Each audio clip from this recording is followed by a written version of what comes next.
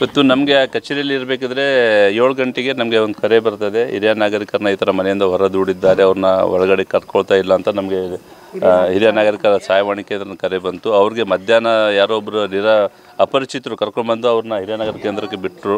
ಅವರು ಊಟ ಮಾಡಿದಿರಂತೆ ಸುಮಾರು ಒಂದು 2-3 ದಿವಸದಿಂದ. ಅವ್ರಿಗೆಲ್ಲ ಊಟ ಮಾಡಿಸಿ ತಿಂಡಿ ತಿನ್ನಿಸಿದ ನಂತರ ಅವರು ಮಾತಾಡಿಬಿಟ್ಟು ಮನೆ ಅಡ್ರೆಸ್ಸನ್ನು ತೋರಿಸ್ಕೊಟ್ಟಿದ್ದಾರೆ. ನಮ್ಮ ಸಹಾಯವಾಣಿ ಕೇಂದ್ರದವರು, ನಿರಾಶ್ರಿತರ ಕೇಂದ್ರದವ್ರು ಬಂದುಬಿಟ್ಟು ಅವ್ರ ಮನೆಗೆ ಬಿಟ್ಟಿದ್ದಾರೆ. ಬಿಟ್ಟರು ಅವ್ರ ಮನೆಯಲ್ಲಿ ಕರ್ಕೊಂಡಿಲ್ಲ ಅವ್ರಿಗೆ ಒಳಗಡೆ. ನಾವು ಮತ್ತೆ ಅದನ್ನು ಇಮಿಡಿಯೇಟಾಗಿ ಪೊಲೀಸ್ ಇಲಾಖೆಯವ್ರ ಜೊತೆ ಮಾತಾಡಿಕೊಂಡು, ಆರೋಗ್ಯ ಇಲಾಖೆಯವ್ರ ಜೊತೆ ಮಾತಾಡಿಕೊಂಡು, ಆನಂತರ ನಮ್ಮ ಮೇಡಮ್ ಅವ್ರ ಜೊತೆನೂ ಮಾತಾಡಿಕೊಂಡು ಎಲ್ಲರೂ ಸೇರ್ಕೊಂಡ್ಬಿಟ್ಟು ಈ ಒಂದು ಸ್ಥಳಕ್ಕೆ ಬಂದು ನೋಡಿದಾಗ ಅವ್ರನ್ನ ಮನೆಯಿಂದ ಹೊರಗಡೆ ಹಾಕಿದರು. ಮನೆಯಲ್ಲಿ ಸಹ ಅವರೆಲ್ಲ ಲೈಟೆಲ್ಲ ಆಫ್ ಮಾಡ್ಕೊಂಡು ಒಳಗಡೆ ಇದ್ರು. ಮತ್ತು ನಾವು ಬಾಗಿಲು ತಟ್ಟಿ ಎಲ್ಲ ಅವ್ರಿಗೆ ಜೋರು ಮಾಡಿದಾಗ ಅವ್ರು ಸ್ವಲ್ಪ ಹೊರಗಡೆ ಬಂದು ಈ ಥರ ಆಗಿದೆ ಅಂತಂದ್ರೆ ಅವ್ರನ್ನ ಮತ್ತೆ ಕೂಡಿಸ್ಬಿಟ್ಟು ಅವ್ರ ಮಗನ ಕೈಲಿ ಊಟ ಮಾಡಿಸಿದ್ದೀವಿ.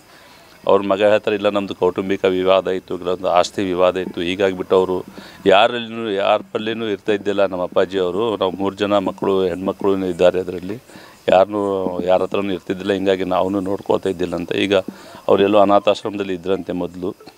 ಈಗ ಅಲ್ಲಿಂದ ಅವರು ನನ್ನ ಮಕ್ಕಳನ್ನ ನಾನು ನೋಡಬೇಕು ಅಂತ ಅವರು ಬಂದಿದ್ದಾರೆ. ಅವ್ರು ಸುಮಾರು ಒಂದು 85 ವರ್ಷ ವಯಸ್ಸಾಗಿದೆ.